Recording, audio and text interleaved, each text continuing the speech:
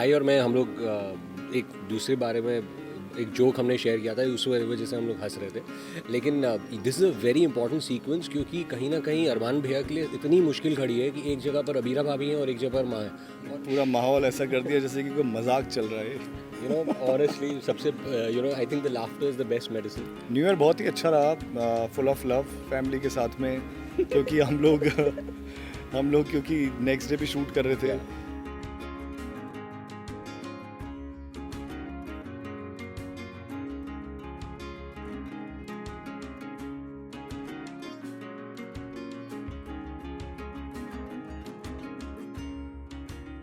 सो अरमान, क्या बताना चाहोगे? आपकी माँ को एक सदमा लगा है, उसके Yeah. बारे में जो ड्रामा चल रहा है, वही ठीक है ना?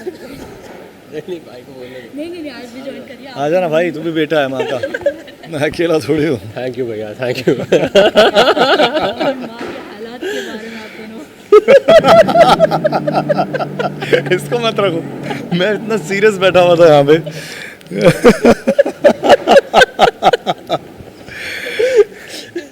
पहले न्यू ईयर का पूछ ले। अबे हैप्पी न्यू ईयर गाइस। माँ की बात मैं अकेले करूँ। और अपना बेटा मैं उस सौतेला ही है। Oh God. लेकिन सीरियसली ये बात कर रहा है। ठीक, मैं पहले माँ के बारे में बात कर हाँ, लेता हूँ। बात मैं कर ले, serious- कर ले। माँ को बहुत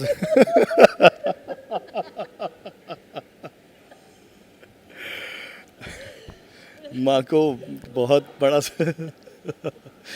माँ को सदमा लगा है बहुत बड़ा, क्योंकि माँ से अननोइंगली एक्सीडेंट हो गया है और अबीर की गाड़ी को टक्कर मार दी है माँ ने।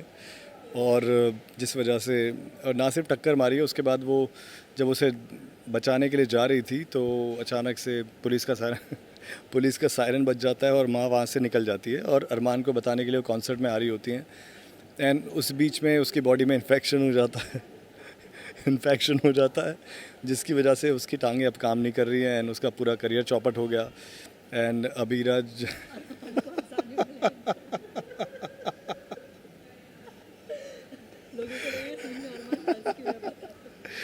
तो ये सब वजह से ना अरमान और अबीरा के बीच में उनके बीच में तो डिस्टेंस नहीं आई है, लेकिन ये हो गया है कि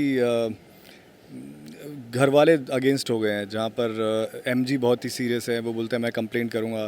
पापा ने भी कसम खाई थी कि वह इंसाफ दिलाएंगे, बट बिकॉज वो अपनी वाइफ को सेव कर रहे हैं। एंड दादी साहब भी बहुत प्रेशराइज़ करती हैं पापा को कि तो अपनी बीवी का भी फ़र्ज़ निभा, तो हमेशा अपनी ड्यूटी तो निभाता ही है हफ्ते में एक बार, और तो अपने पति होने का भी फ़र्ज़ निभा। तो उस वजह से अरमान और अबीरा के बीच में डिस्टेंस आ सकती है एंड माँ चाहती है कि उनकी कंप्लेन ना की जाए। एंड वो ऑब्वियसली जेल किसको जाना अच्छा लगता है, एंड इस वजह से ये सब चीज़ें हो रही है। तो बहुत ही सैड माहौल है, आप देख सकते हो पोदार हाउस का। अबीरा भी यहाँ पे नहीं है, वो अपने घर पे गई है। रोशनी यहाँ पे नहीं है, कम है बहुत। भाभी को बहुत मिस कर रहे हैं।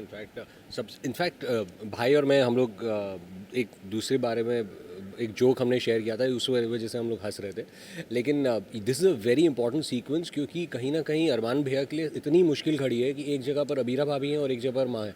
और इन्हें पता है कि कहीं ना कहीं माँ से गलती हुई तो है, लेकिन अबीरा भाभी अब अगर मॉम के अगेंस्ट अगर केस लड़ेंगी और अगर मॉम को जेल जाना पड़ेगा तो ऑब्वियसली एक बेटा अपनी मॉम के लिए खड़े होंगे। और ये एक it's a very very serious situation and it is a very important scene जो हमने अभी शूट किया। तो जोक के बारे में बताना चाहेंगे जिसके लिए आप दोनों। बड़े भैया बताएंगे, बड़े भैया बता दो आप जोक। जो आपने देखा ना, कैमरा चालू था, मैं कितना सीरियसली बताने वाला था सिचुएशन क्या है। और हाँ यार, दैट्स व्हाट। ये रोमित